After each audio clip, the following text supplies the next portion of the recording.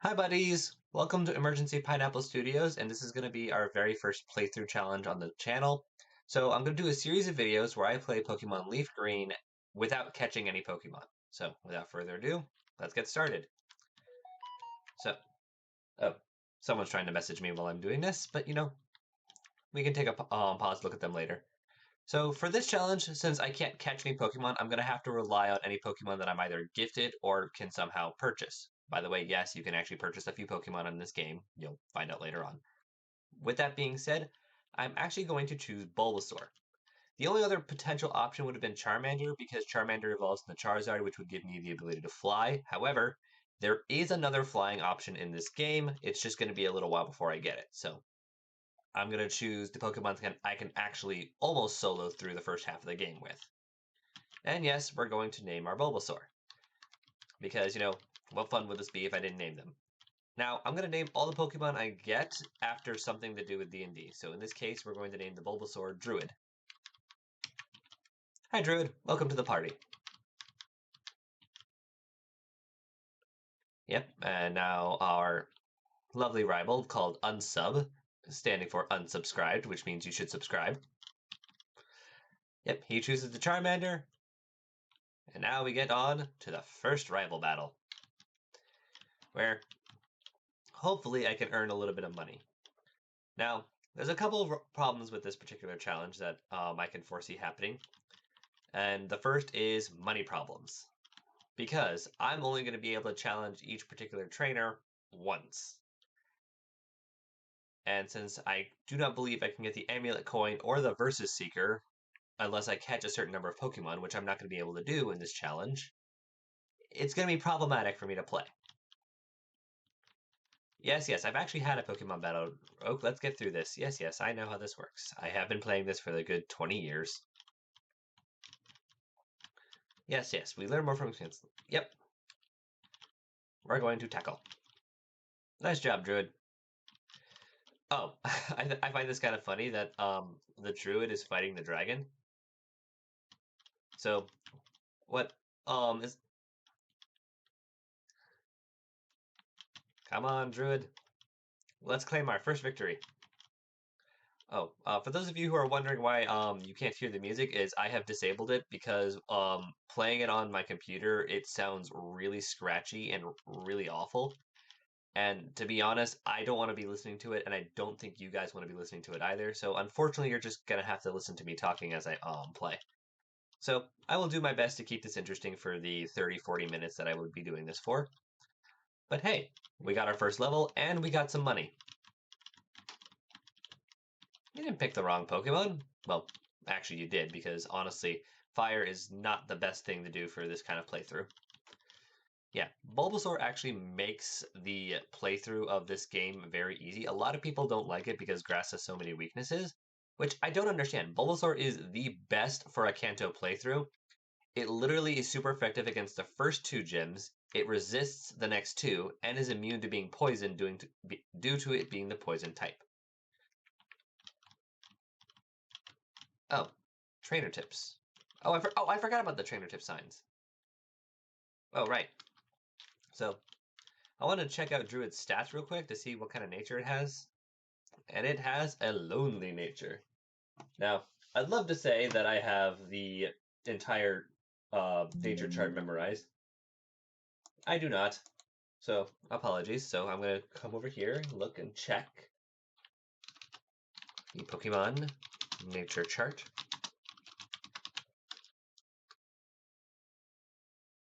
See what we get. Lonely is lower defense, but higher attack. Not necessarily the best for our Druid, but you know what? We'll take it. We don't really have much of a choice. Oops. You didn't see that. So, meaning that our Druid is actually going to be hitting fairly hard with its physical attacks, just not necessarily with its grass attacks. It also means, unfortunately, Druid can be hit a little harder. So, to be honest, I kind of wish Druid was a little more bulky, but you know what? I can live with this. But now we're on our way to Viridian City. Yeah. Can we like that's an actual like amazing song, honestly. If you've never heard the song On the Road to Viridian City, I highly recommend looking it up. And specifically, I would say go listen to the Jonathan Young version. Druid using tackle. Yay! And now he's done. So there's no speed run or any other Nuzlocke rules. The only thing I'm not allowed to do is I cannot catch any Pokemon in order to like, get more team members. Which means for at the very least this like first and probably halfway through the second part, I'm gonna only have one Pokemon. Like so this means anytime I run into a Pokeball or I find a Pokeball, I'm going to basically sell it and get some extra cash. Because, well, might as well. Let's see what we can do. Yep, boom. It's like also, I'm gonna make a special rule for myself is that my Pokemon cannot be higher level um than the next gym's highest level Pokemon. That way there is still a sense of challenge to this. So I'm not basically going around and curb stomping. However, that will be fairly difficult because I am going to have to avoid Pokemon trainers as much as possible. But actually, I'm not sure how possible that will actually be. So basically, I'm not going to go out of my way to overlevel, I should say. I thought I would say that I couldn't be higher than the next gym leader's next highest Pokemon, but I don't think that's actually fairly feasible if I only have the one Pokemon, and there are certain trainer battles that are actually required. Like you can't run away from them, you can't go around them.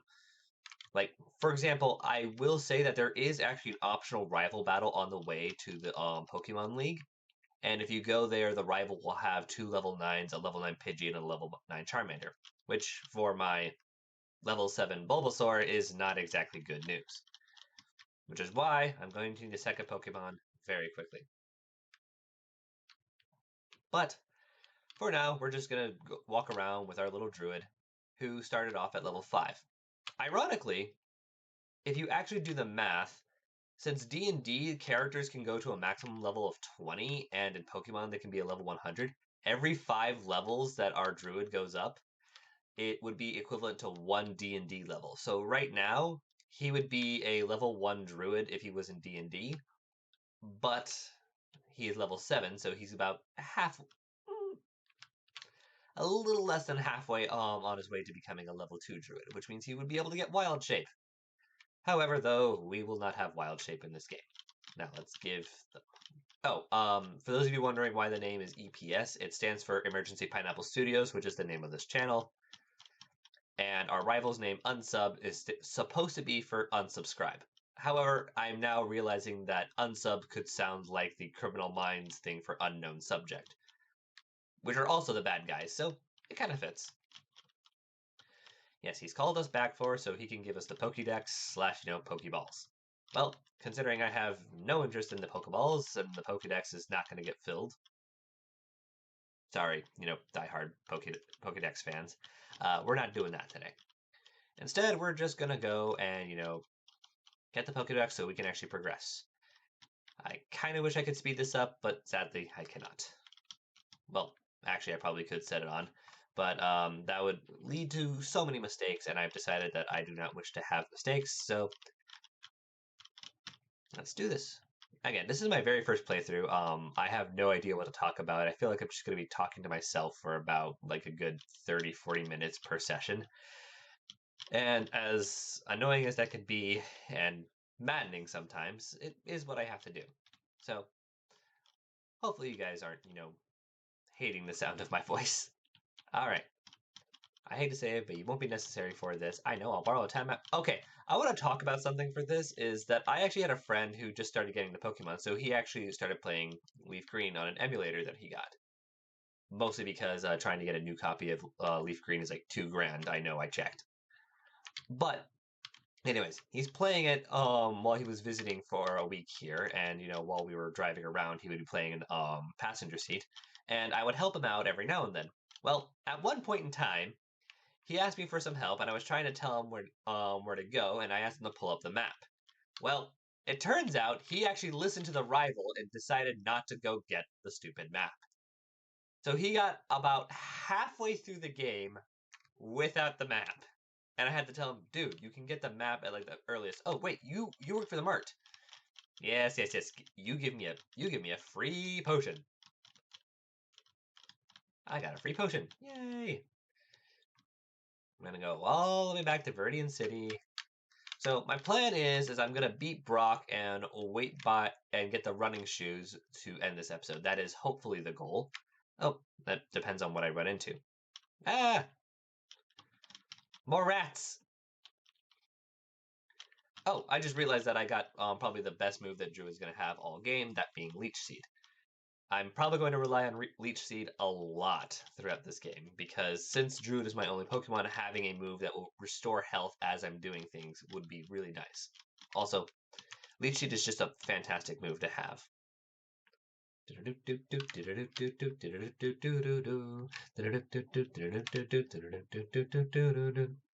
I don't know if that's the actual song for when you're traveling around in this game. I think it's different. I think I mixed up like 3 different tunes. Clearly, I'm not a musician by any means necessary. Although I do respect all musicians of this world. Please keep making your music. Whatever you're making, it's probably awesome, and I can't wait to hear some of it. So feel free to share it in the comments below. Or if you really want to make fun of me for, not having the music going on right now, by all means, go ahead and do that. There we go. We're going to do a real quick stop at the mart to sell the Pokeballs. Now, I'm going to be honest, last time I did this, I will be honest, this is my second time playing through this part. The first parts didn't have, the first time I did this, the audio didn't work, but more importantly, I made some rather glaringly stupid mistakes, like, selling this potion that I got from the guy to buy more potions. So, what I'm actually going to do is keep my potion and sell 5 Pokeballs. Because let's be real, I don't need them. We will not be catching any Pokemon. Is there anything else I can do? Nope. I will be leaving now.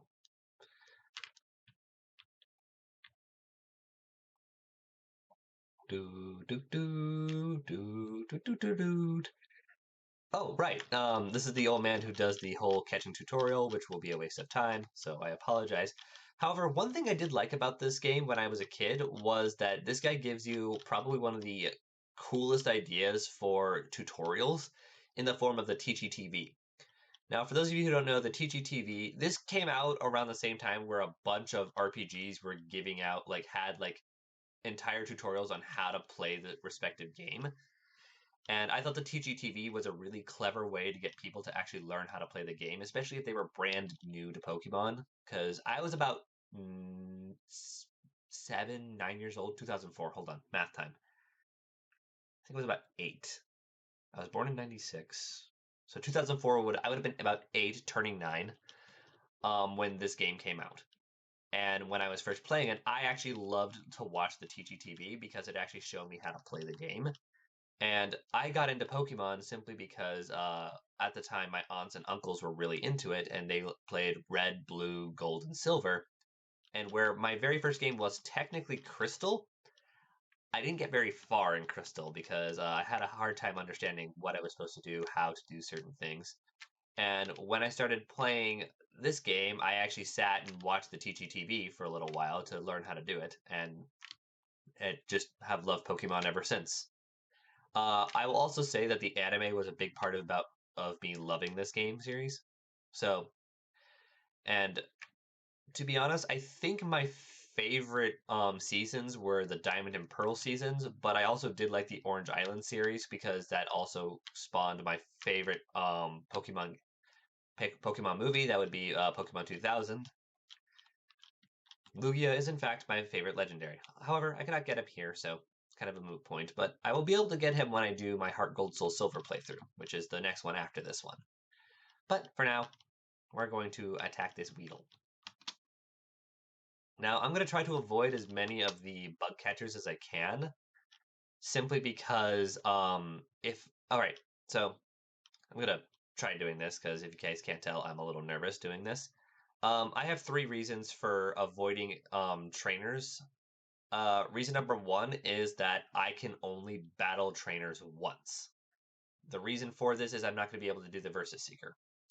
which means that I will have one chance to battle the trainers and one chance only for each trainer. Second reason, and especially for this early routes, is that I only have one Pokemon, which means that all of my EXP will be going to Druid instead of being able to spread around to the rest of my team when I get it. So I will actually end up with a good full team, but at the moment, we're just dealing with the fact that I have only one team member, which means I have to be very careful about how many trainers and people I defeat. Now, there are some trainers that are just straight up unavoidable, but my goal is to try to avoid as many trainers as I can while I only have a limited number of Pokemon. Specifically, just while we only have Druid. Now, one of the other things I'm really grateful for right now is the fact that Druid is in fact a poison type, which means I don't have to worry about poison damage for this first leg. All right, we're gonna go walk around behind him, avoid being seen, and get whatever this is. Oh, an antidote.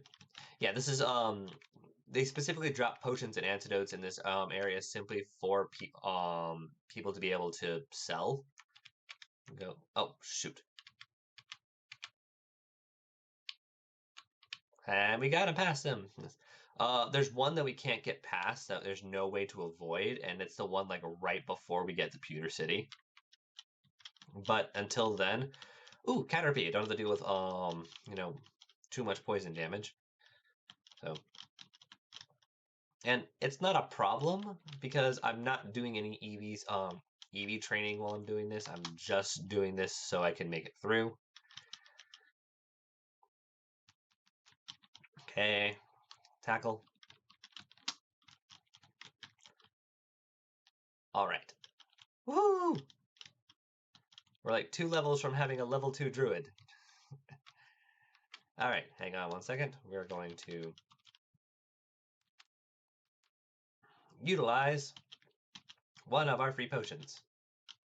Oh, I forgot they did that kind of animation when you use an item. Like, I'll be honest, this game was really kind of cool, and it was a nice upgrade from Red and Blue, especially for people who were very nostalgic. Oh, I actually have a story about my first time ever playing this game. When I was first playing Fire Red and Leaf Green, one of the very first Pokemon I caught was a Kakuna, but specifically the Kakuna. And I learned the hard way that it's actually better for you to get the Weedle and Caterpie, not their evolved forms, because for some stupid reason, they decide that even though you can catch the evolved forms do not learn the basic moves being Tackle or Poison Sting. So I had a Kakuna / Beedrill that did not know Poison Sting, which was very upsetting and very annoying. So when I played through my second time, I made sure to get a Weedle instead of Kakuna. Yep. We're just gonna breeze on our way through here. And I am now realizing the error of my ways. Is that if I am too underleveled, I'm not going to be able to do certain things. Now, my goal is to get Druid to level 10 before fighting Brock, because level 10 is when he learns Vine Whip. And Vine Whip is going to be crucial because I like the ability to have just a 4 times effective move, so I can just get through Brock with very little worry.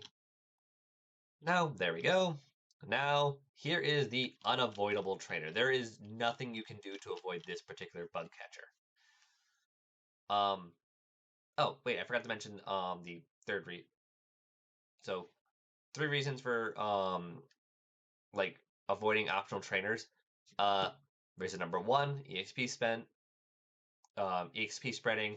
Reason number 2, I'm only going to be able to battle each trainer once. And reason number 3 is being a little conservative with money. Is if I get myself into a situation where I am stuck and I don't know that I can win, then every trainer loss is a loss of money that I will not be able to recover from, because I do not have a really effective way to make money in this game. Because normally you'll be able to farm money when you get the Versus Seeker, where you can basically use the Versus Seeker and re-challenge trainers over and over again. I will not have that ability. In fact, the only way to get that is by catching Pokemon, and since this is a no-catch challenge, I will not be doing that. I'm going to Leech Seed. I am really grateful right now that Druid is also a poison type on top of being a grass type, because not being poisoned in this generation especially is amazing. Especially for this, because I don't think I could handle just having to deal with going back and forth between getting the Pokemon Center or buying a bunch of antidotes. So, definitely the best pick for a Kanto playthrough, Bulbasaur. Uh, I'll be honest though, that Bulbasaur is actually my favorite of the 3 original Kanto starters. I used to say it was Charmander because I definitely love dragons. I mean, I love D&D. There's no reason to not love dragons. So where Charmander is a special place in my heart, I have actually used Bulbasaur more often, and I've grown to love the little frog dinosaur bulb thing. Not to mention, I loved Bulbasaur in the anime. I thought Ash's Bulbasaur was one of my favorite characters. He put up with way too much, especially between Heracross and Squirtle. And so, also, my favorite color is green. So, having the green Pokemon, or I guess he's got a green bulb. He himself is more like a bluish teal color. Also, I do think it's kind of funny that all 3 of the starters are based off of like a lizard or an amphibian, and none of them are mammalian in any way, shape, or form. I thought that was kind of funny because like Bulbasaur is a dinosaur and a frog. It's like if you guys don't believe that Bulbasaur is a frog, go play Let's Go and then watch how Bulbasaur, Ivysaur, and Venusaur walk. They actually kind of hop around, so they are 100% frogs. Squirtle, of course, is a Squirtle. Well, that Squirtle is a Squirtle. Squirtle is in fact a turtle, and Charmander is actually based off of a salamander who then becomes a dragon, which is really kind of cool.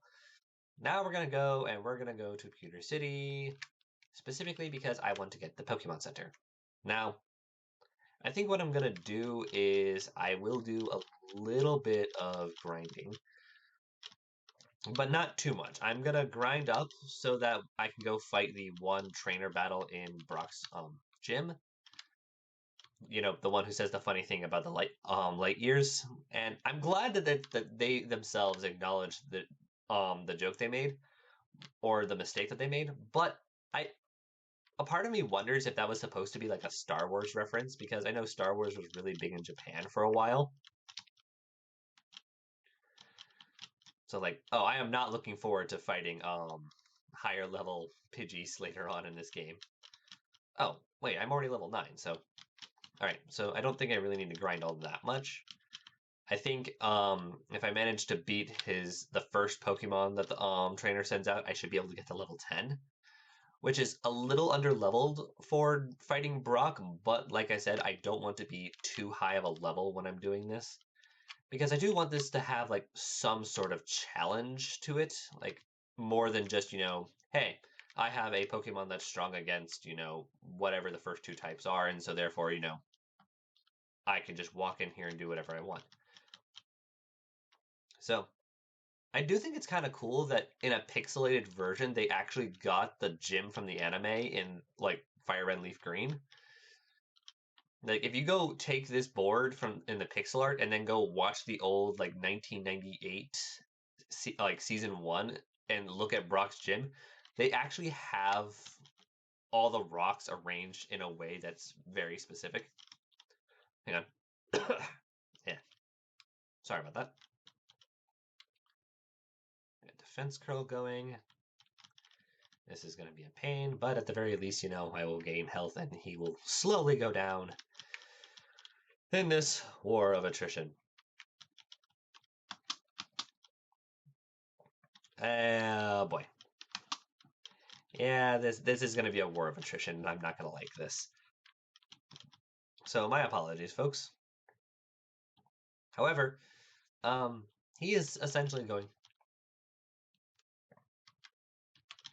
So we could hope for a crit. Yeah, that. I'm really grateful for Leech Seed, honestly, because like I think in Red and Blue, the first grass type move that Bulbasaur got was Vine Whip, not Leech Seed. And then when Fire Red Leaf Green came out and he got Leech Seed, I know some people at first were really upset until they realized just how good of a move it is. I can literally just sit here and stall. Like he's gonna raise to have maximum defense, so my tackles will literally be doing 1 point of damage every single time. However, the Leech Seed is just gonna sit there and sap at him and heal my Pokemon. Which is also partially why I wanted to name the Bulbasaur Druid, is because it basically uses the power of nature to heal himself and other people. Holy crap, that was a hard tackle. Actually, I think for the first time, like in my entire playthrough life, I am going to actually use Growl. Like, hi, you can have a high defense, but if you're gonna use tackle, I want to lower how much damage you're gonna be doing. So that way I'm healing more than you're dealing. Like, I think this is the first time I've ever used the status drop move specifically. Like, I use Leer or Sand Attack a lot, but I never use the attack lowering one because I always found it to be somewhat pointless. Because they can then just do something to raise their attack, they can switch out. And so I just always thought that it was useless in comparison to things like the accuracy lowering things as well as the defense raising things. So, like, don't get me wrong, setup is very much a thing, and I get really scared when Pokemon set up. However, I'm less scared early on than I would be like later. Like, I only recently, when I say recently, this was probably about like a few years ago, I discovered that Defense Curl actually makes the damage of rollout much higher. And I didn't realize that. And I also found out around that same time that one of the reasons to use Double Team over Minimize is the drawback of Minimize is that Body Slam and Stomp do more damage when you use the move Minimize. And I didn't know that. Now that I do, I can't unsee that. All right, now he sends out Sandrew. Okay, this is something that's always kind of annoyed me, is that we have a ground type specialist in Kanto in the form of Giovanni. And so why in the Rock Gym is there specifically a non-rock Pokemon? And there we go, we've got the Sand Attacks. Like, I think one of the most annoying sets I've seen, I think there was a Pokemon that I was battling against. I don't remember what it was though, and it knew both Sand Attack and Double Team. I don't know what it. Like I said, I don't remember what it was, but it could raise its own evasion while at the same time it was lowering my accuracy. And all I could think was, "Wow, this is really really dumb." Now, the thing is I'm feeling really confident now that I know. The thing is, I'm feeling very confident in Druid that I think I can take on Brock. Okay, Brock, you can be rock hard and you have your true grit determination. Um, Questionable statements aside, you also have true grit determination. You know what? We'll put you in Undertale and see what happens. You know, make comments below. Do you think that Brock would do well in Undertale? Because I don't think so. Challenge me. I will show you my best. My 1 versus your 2. I actually kind of feel like I'm the gym leader at this point because I'm just gonna wreck this poor man.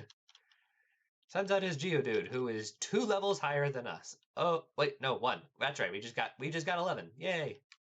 I need to be paying attention more. This is gonna be a trial and a half. There we go. 1 hit. I love to see that. Love to see that. Druid gains his 220. Woohoo! Now Druid is level 12.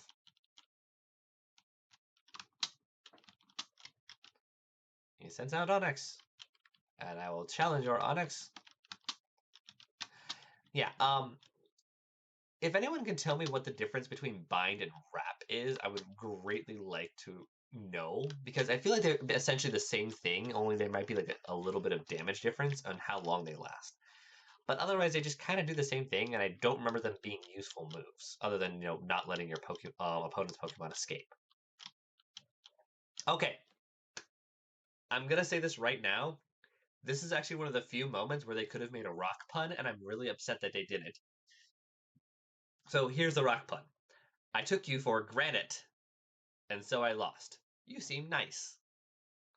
If you don't understand that those are rock puns, you can call me a nerd. We can get on with it. Let's like I really feel like that would have been a really good time for a really well placed pun. We got the Boulder Badge. Okay, this is something else that I noticed back in Generation 3 when the badges actually did something outside of battle. They actually made the growth of your Pokemon like when you have certain badges, they will get more of a specific stat. So when you're doing a playthrough, I don't think that's the best time to do some like EV training, simply because you won't have all the badges to raise certain stats. Like if I remember correctly, the Boulder badge like raises their defenses, so that as you level up, the defenses of your Pokemon will go up as well. Like, all right, now that we've gotten the Boulder badge, let's see. I want to see what our time's looking like right now. Do we have enough time to do what I want to do? We're about at 30 minutes, so here's what we'll do. We will get the running, we're going to heal, get the running shoes. Praise Druid for doing very well. At some point in time, we're actually going to come back here and get the old Amber, because that's going to be our only flying option for when we do things. I'm going to come, we're going to heal. Yes. Take a Pokemon for a few seconds. I also kind of realized that I don't think any of the Pokemon that I can get before Rock Tunnel can learn Flash. And which means I'm going to have to go through Rock Tunnel blind. So before I go through there, I am actually going to get Repels and then Brave the Dark. And there's one of the aids. I've been asked to deliver this, so here you go. I got the running shoes! Alright, I think what most people don't realize is that the reason they give you the running shoes in this game as opposed to Red and Blue is in Red and Blue, since the pixel art and data was significantly smaller than what they were between 1996 and 2004, the running shoes made the movement seem a lot faster. But what most people forget is that the world itself in Fire Red and Leaf Green is slightly bigger. Also, the fact that our mother actually cared enough to give us shoes in this one was kind of nice. And yay, we can run! Running is important. All right, now here's where things get a little on the complicated side, is I have to be careful with who I battle. So there are some people that I can and cannot avoid. So I can avoid the youngster, I cannot avoid the bug catcher. So what I'm going to do is we're going to go back. We're going to get a few potions. Simply because we're going to need them. Because I want to make as little stops as possible. Let's see, how am I looking on time? I'm doing all right on time. So we're going to buy some potions. Oh, we can buy a maximum of 17. We don't need that many, so we're going to buy 7. 7's a solid number. Because I want to get to the Pokemon Center that's right in front of Mount Moon. And the reason why I want to do that, well, actually, you know what? How about this? If I can get to it before I hit my timer, I will tell you guys what my plan is there. For those of you who already have an idea of what the plan is, don't spoil it for the other people who do not know. Now, let's see if we can get through. All right, the bug catcher, I have to battle. I have to battle the bug catcher. I saw you in Viridian Forest. Yeah, this is something that I wonder. How is this bug catcher able to be in 2 places at once? Like, is he one of the bug catchers that I skipped over and then just, followed me here? So, I'm also going to say that as much as I'm thankful to have Vine Whip, I'm also still thankful to have the move Tackle.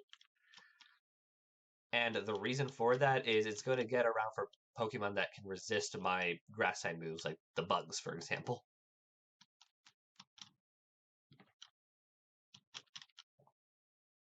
There we go. Like, I cannot avoid that particular, like that's an example of a battle you can't avoid, is that in order to avoid certain people, I have to run into others. So it's quite literally, it's choose your battles. Oh my word, I have the bad hiccups. Weedle's using String Shot. Man, Druid is losing speed rapidly. He is not going first in the initiative order. There we go. I'm also not going to get affected by Poison Point, which is also very, very useful right now. Because what's about to happen next is something that's going to be very, very annoying. You know, the string shot.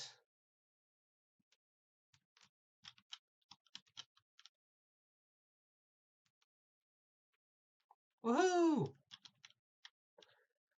All right.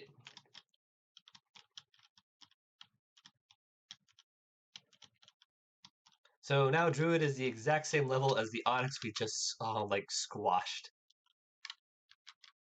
Which also means his average level is about to be like anywhere from 4 to 5 levels higher than most of the trainers who are going to be on the way.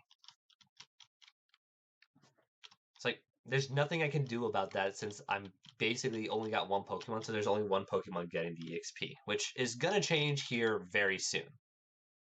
No. And this is why we went and got potions. Because no matter what is, I am going to be dealing Bug Catcher Colton. I got 120 for winning. Oh boy. Alright. Skip over. Alright. This is another one where I have to choose my battles. So I'm gonna say this right now. Memory serves, some of the lasses actually have grass types, which means that they resist Bulbasaur's. They cannot be seeded by Bulbasaur's Leech Seed, and the Vine Whip's not going to do as much damage. So I would solely be relying on Tackle for that. On the other hand, the Bug Catcher has, of course, Bug type Pokemon. So we're gonna deal with him. So I'm getting a lot of EVs by killing a bunch of bugs. Depending on when. Oh my word, he has 4. All right. This may have been a mistake, but you know what? We're just gonna run with it. Holy crap! Nice job, Druid. Nice on the crit. Very, very solid time to get a crit. Caterpie. Yeah, like I think he's gonna have like 2 Caterpies and 2 Weedles. String shot. I think we're almost at the level where I learn the 3 powders, and if so, I actually am gonna make a decision that I've thought about, and I think is actually gonna be a good decision overall. So, speed, attack me. Oh, I forgot that tackle's not 100% accurate. I sometimes think that it is, and I think it's pound that's 100% accurate. Oh, so he's probably gonna have a Kakuna and a Metapod. Yeah, we're not gonna play this game. We're gonna take this time. We're gonna seed the Kakuna because I know for a fact that otherwise it's gonna be another battle of attrition, which I'm really not in the mood for.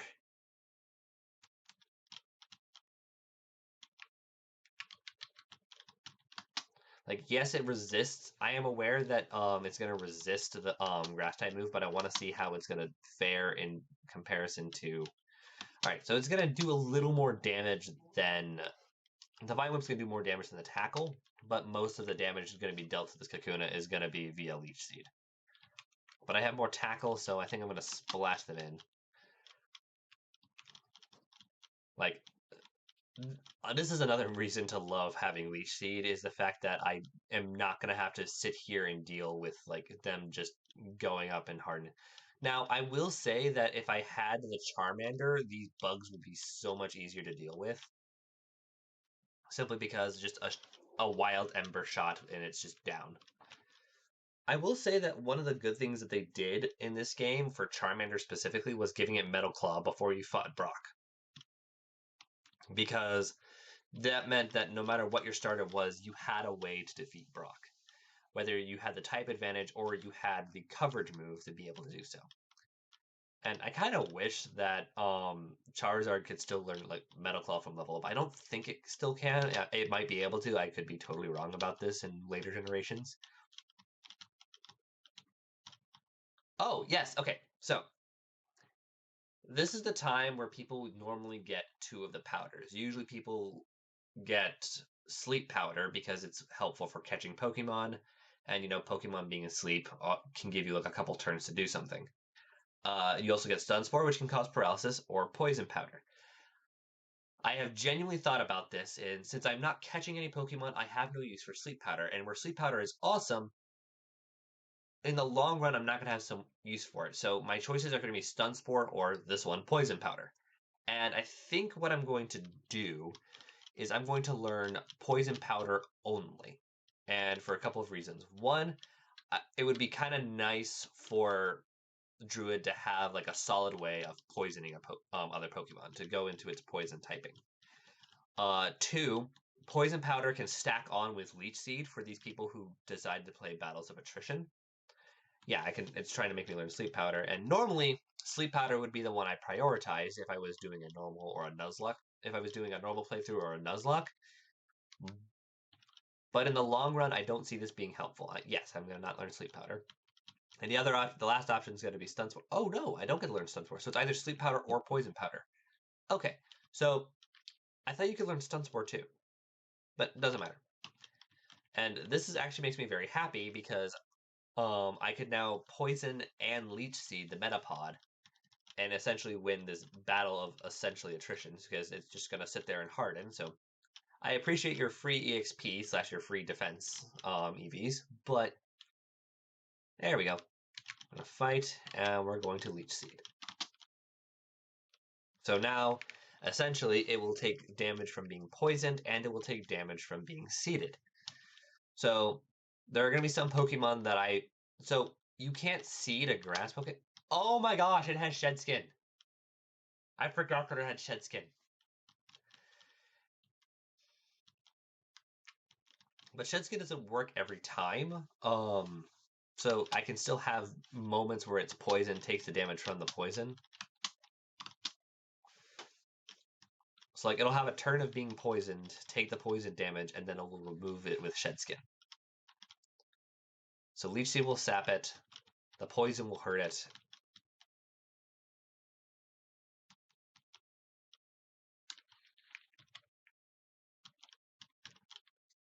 Yeah, I tackle it. Uses Harden. This battle's taking a little longer than I expected it to. So hurt by poison. Yeah, like my memory served correctly is that Shed Skin does not work every time. It just has like a chance like 1 in 3, I think it's like 1 in 3 turns of you getting a status condition to remove the status condition immediately. It's not as reliable as, let's say, trying to by avoiding the other trainers, I've been finding a lot of bugs. Like this is really crazy. Thankfully, he only has 2, so it's probably just going to be a Caterpie. It's either going to be a Caterpie and a Metapod or a Caterpie and a Weedle because these guys like to balance out. So Poison Powder because Caterpies do not have Shed Skin, unlike their their evolved form. So Caterpie will use String Shot.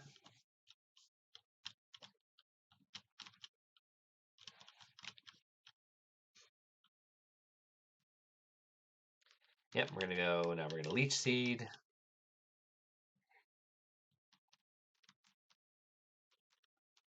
Yeah, so this is actually one of my favorite strategies called Stall Tactics. Basically, I get healed as it just sits there and takes damage from different things. I had heard that this is actually a fairly useful strategy for someone who wants to do like something a pacifist playthrough, which I've heard of. Me personally, I think anyone if you have never heard of a pacifist playthrough, look them up. They're actually kind of interesting to see what people come up with for the strategies. And the basic idea for pacifist playthroughs is that you never use a damaging move. You never use a move that does direct damage. You tend to rely on things like abilities such as Poison Point, or moves that can deal status effects. And where they are all like great strategies, the people who have the patience to do this, I'm sorry, I do not. So I'll be honest, it's just not my kind of thing. All right, so now we're going to get into more stall tactics. In other words, basically I'm going to see how long I can outlast this Metapod.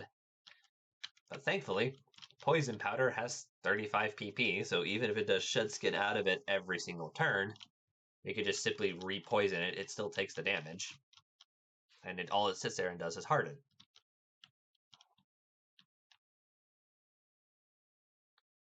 We heal. It takes the poison damage. We tackle it.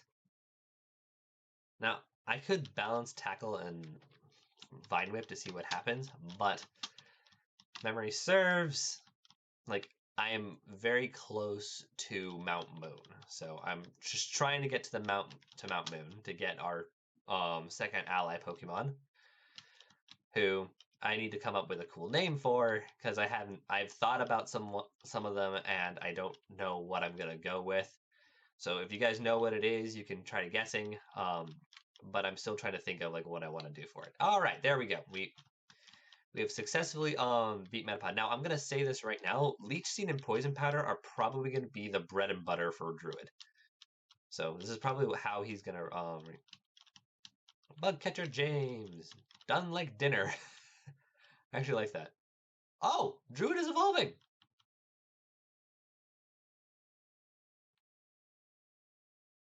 Yeah, we're gonna let Druid evolve. Like this is really nice. Like it's level 16, he's already there.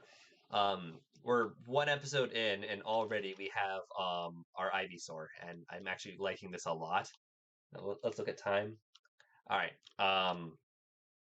Like I don't want these episodes to be any longer than an hour at a time.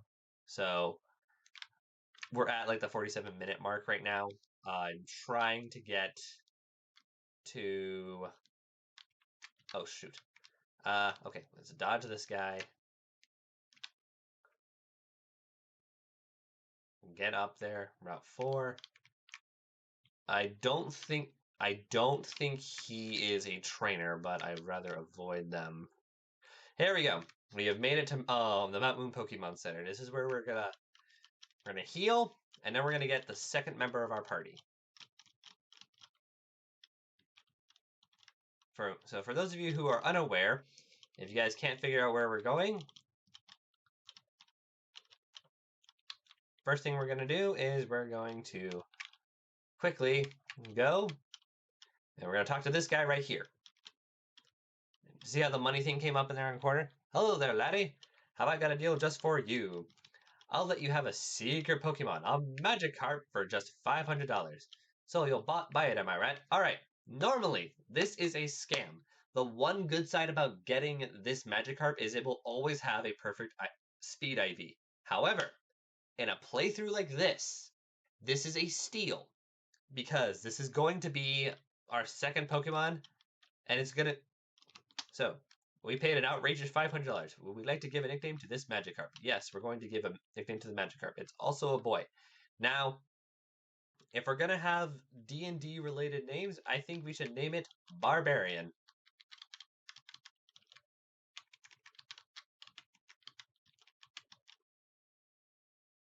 Oh,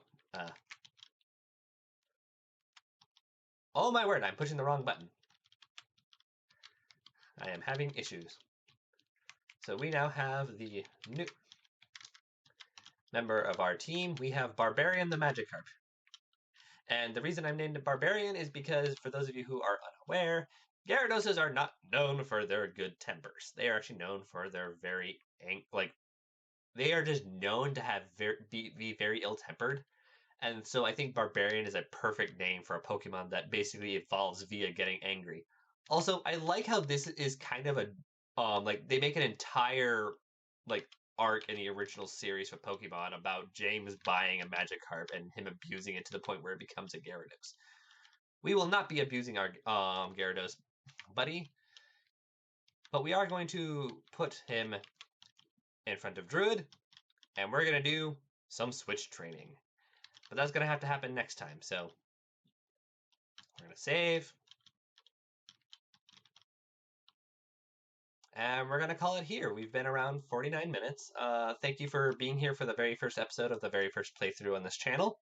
Hope to see you next time. So, bye, buddies!